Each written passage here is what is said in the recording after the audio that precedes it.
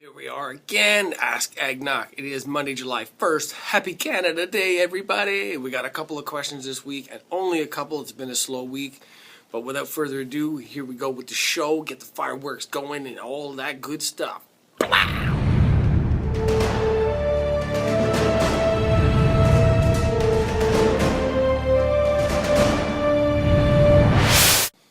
You are going to start this week off.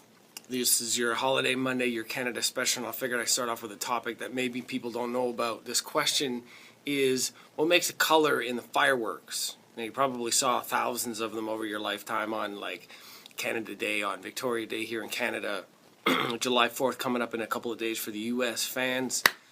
So I'm going to start off, I'm going to explain to you how they get the colors in the fireworks. Red, you're looking at strontium salts. You look all this stuff up afterwards. Lithium salt, stuff like that. You also get like strontium carbonate, whatever. It's a lot of chemistry, but that's the main ones. You get lithium and strontium in the red color. For orange, you get calcium. Calcium chloride makes the orange color. Gold color is like a carbon iron mix. Yellow, you're looking at sodium compounds. Cryolite is a compound that they use. Now, I'm just reading this off a website. I looked it up. I've been lazy. It's a holiday weekend.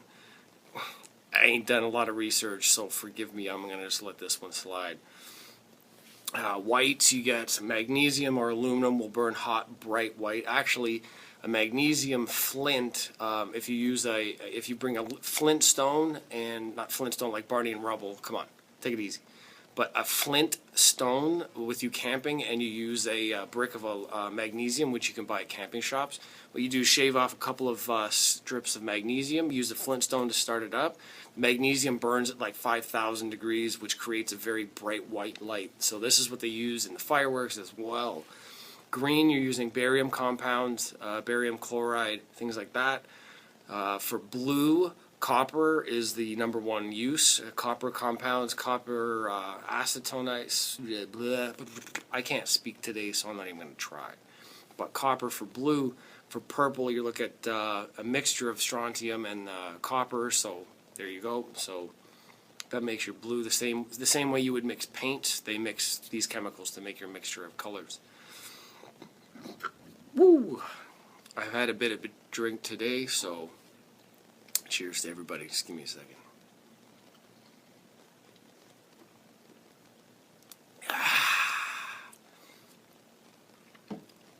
And moving on. The aluminum, titanium, magnesium powders are used for like silver flakes and stuff like that. So white and silver are very similar, but you get a bit of a different color if you mix the two colors. So there you go. Now you know what makes the colors in the fireworks that you've been watching all night long. You can tell your friends now if you look it up on YouTube and be like, hey, you know, this guy Agnak told me that if you use all these different chemicals, you make all these colors in fireworks. Share with your friends. That was one free. This next question is there a birth naming committee that regulates how stupid a parent may name their child in Canada? That's a good question because some silly names have been out there. I mean, look at Frank Zappa's kids, you know, Star Moon or Moon something, and Dweezil, and it's not a bad name, really, but there are some really, really weird names out there, and I did a bit of research on this. So what I found out were there are rules in different countries for naming your children, stuff that's not allowed, for instance. Now, as far as I know, Canada does not have too many rules. I mean, I assume that they're going to be similar to some of these other countries I found. I did not find anything specific on Canada. I would say that not a lot of the names are not original. They're repeated. They're common. You know, a lot of biblical names. Even sites that are naming your dog, naming your pet, things like that. There are a lot of these sites. The interesting is just make up a name. I made up a name. And I use the name for my production company, which is going to be at the end of the video down here somewhere. Check out, the name is Psyphonics, and it's a mixture of 3 different words, actually 4 if you want to pick it apart. Psy for like mental, psychology, psyche of the mind. Phonics being a sound or basically a sound. So phonics being sound, and onyx being the color. So PHONICS for phonics, I changed to PHONYX for onyx, the color. So there's 3 different words mixed together, and it's basically like the psychological sound of nothingness is essentially what the word symphonics means. So there you go. But what I did find out about naming in countries is the following. I'm going to name off some of these. Now, Norway's actually got rules about, apparently they had a list, they had a governmental list of names that were allowed to be used as either first or last names, and this is all you had. And foreign names that had to do with the religious nature were actually banned. So this is interesting. Chinese names, apparently there's like 70,000 characters. Actually, speaking of which, this is not Chinese. The red circle is Japanese. Big difference. I can't yet tell the difference between some of them, but some of the lines and drawings, yeah. Anyways, tell me what this means, by the way. Take a picture and figure it out. My question to you for this week. So China, anyways, has 70,000 characters, 13,000 of which are represented on a computer. So they're limited to how they can rename things. There's a case here where somebody tried to use the @ symbol for like email addresses and things, which is supposed to mean love him, pronounced Aite or Aite. It was disallowed because the character was not able to be written into the system, things like that. So in China, they're having trouble with naming systems based on the new, like, typing things into passports and digitization. It's not handwritten anymore, so the naming thing is problematic there. So in New Zealand, there's some rules to naming. It can't be offensive to any reasonable person. It can't be like extremely long, like the alphabet ×2, without any justification. Or it can't include something like an official name, title, or rank. So like you can't be Officer Steve, Ferguson. I don't even know if that could be a real person. I'm probably going to Google it after this because I just made that shit up. So you can't, things like that you can't name. So some of the rejected names are like Stallion and Yeah Detroit and Fish and Chips for one person. Keegan Got Lucky is another one, or like Sex Fruit and Satan you can't use. But some names that got in were Benson and Hedges, like the cigarette company, for twins. Kind of clever. Midnight Chardonnay is a name apparently that made it through. Number 16 Bus Shelter is interesting. So New Zealand's a good place to name your kid. I think if you can't name your kid something in Canada, they reject you based on the name, then name your kid somewhere else and put it on a passport and then bring them back and then get dual citizenship. That way you could have a name in some other country as registered, but not registered in Canada. Hey, why not? I'd do it. Apparently in Iceland, the naming rules or a tradition in naming there is to include the name of the mother or father. So if the father's name was Eric, then the son's name would be Eriksson or Eric something. Apparently in Denmark, the names that are given to children are supposed to designate their gender. So a name like Anus and Pluto and Monkey are disallowed for obvious reasons, I imagine. Benji is allowed. Molly and Fee is allowed. But it's supposed to designate some sort of gender. So if you had like Kelly, which is ambiguous, which in here in North America that's okay.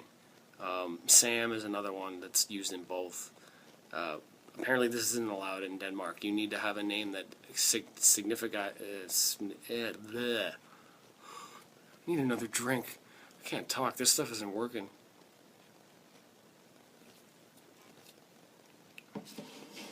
I imagine, I missed it today personally, but I imagine a lot of fans are going to be celebrating the Pride Parade today in Toronto, or World Pride as it's been said.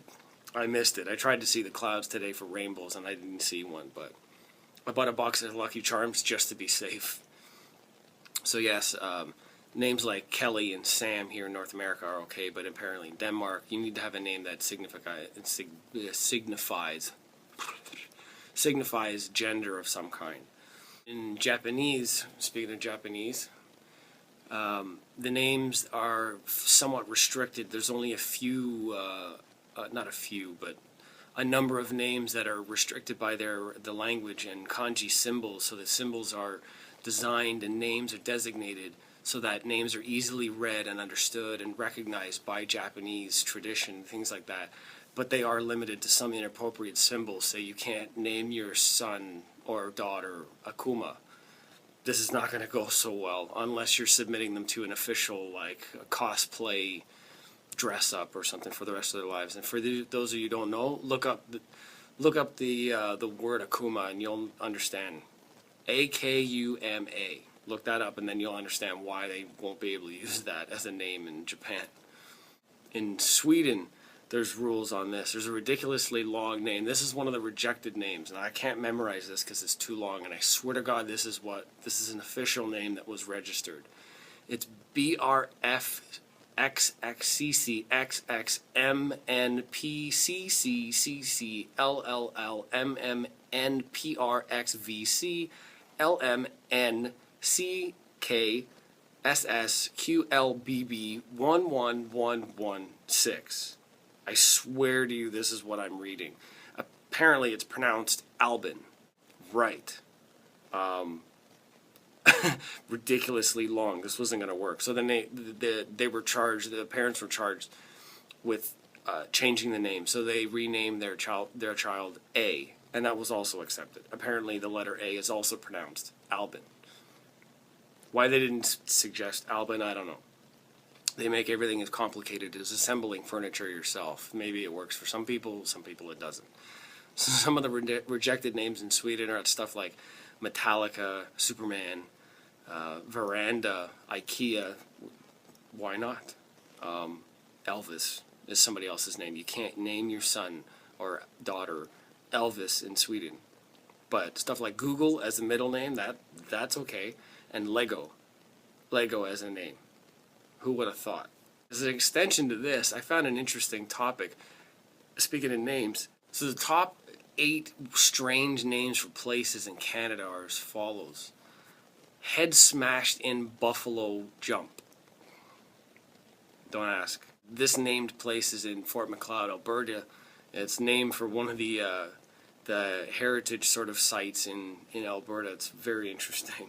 I thought that was hilarious. Number 7 comes in. Dildo, Newfoundland. Apparently this was named for the area quite a while ago in like 1711. It was originally spelled with the letter E on the end, and then later on, obviously, there's, you get the joke. I don't know why. I mean, maybe it described the shape of the place. Who knows? Number 6, Lower Economy, Nova Scotia. Apparently this region in Nova Scotia, Lower Economy, has nothing to do with their economic state. It just so happens that nowadays the language has indicated that this is a significant thing based on money and transfer. When it was named, it had no significance. It's close to the Bay of Fundy area. Here's an interesting one too. St. Louis du Haha in Quebec. The term haha in French in this usage is supposed to mean an unexpected obstacle or dead end. So this article says the citizens of St. Louis du Haha are proud of their names because they get to have 2 exclamation points in the title of their town. Yeah, exciting parties, I can imagine. Number 4, Blow Me Down, Newfoundland. Another one for Newfoundland here. This area was originally surveyed by Joseph Gilbert, who named the mountain region, and then later on, Captain James Cook named the town around that area after the original name. But apparently the mountainous region has very high winds, so Blow Me Down is a very practical name, which is very typical of Newfoundlanders, as far as I know. Another interesting town name, Vulcan. This is Vulcan, Alberta. Then they got the name for like a surveyed area of volcanoes, and then later on one of the, Spock from Star Trek comes from a place called Vulcan. So since then the town has changed everything. They've erected a Starship Enterprise and town dressed up like, characters from the show. They've taken this all out. That's really interesting. And Witless Bay, Newfoundland. Here's another one from Newfoundland. That's 3. 3 in the strange names in Canada are in Newfoundland. This is great. The story behind Witless Bay is there used to be a family of Whittle, Captain Whittle and his family, but there were no other people by this name. So after the family left, there were no Whittle people. So not Whittle as in small, but like Whittle, the last name. So when the Whittle people left, the area got named as Whittleless or Witless, and that's how it be, not like wits as in your mind, but Wit as in the last name, Witless. Again, another very practical adaptation of a name for Newfoundlanders. And the most interesting, funny name that I found for this in this topic is Swastika, Ontario. The name Swastika was actually named beforehand. It was like 1907 when this was named, early 20th century. So there was no association to the war and Hitler. The swastika, the symbol being the S is actually supposed to mean good luck in a Buddhist symbol, which was switched the other way around. And this is the origin to it. So in World War II, the association, Canada decided to change it to Kitchener. But the town resents that because they had it first. So they changed the title of their town, or Winston, Kitchener, or something like that, back to swastika, and put a sign underneath it that said, "To hell with the war and Hitler, we had this name first." So good on you, Swastika, Ontario. That's a great one. Anyways, I screwed up. I missed a question, and I didn't want to leave this out. I'm doing my editing. I thought, oh, shoot, I forgot one.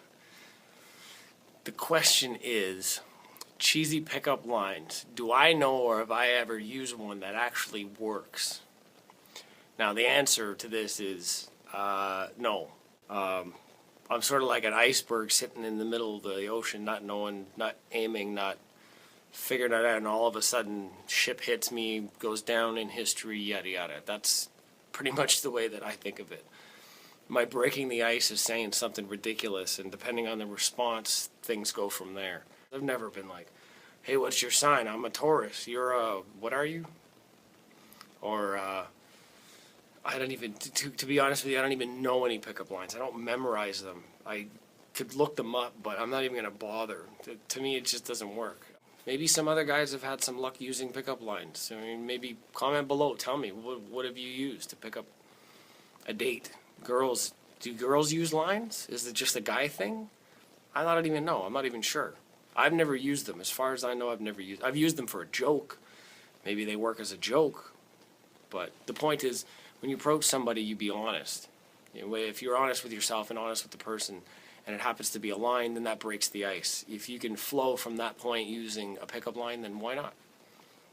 Maybe it'll work. Maybe I haven't heard anything from anybody that I know of. But yeah, anyways, I didn't want to miss this question. My apologies for this re-edit. And that's going to do it for this week. I only got a few questions, so that means some of you are slacking. Over here, I'm ready. You need to bring it. You need to bring it. When you sober up on Tuesday and Wednesday after this week, as God knows you're going to be smammered, send in some questions. I really appreciate the few that I got. I'm going to try and keep this interesting and entertaining as much as possible. So I'll see you next Monday. Here's a question, actually. Where do we get the name July for the month? Anyways, I'm Agnak. I'll answer your questions next week. Take care, be safe, enjoy your holiday Monday, and I'll be at you later. Wah!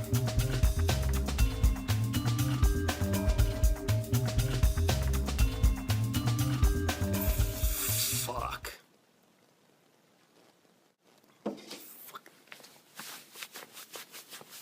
I was itching me the whole fucking show. God damn.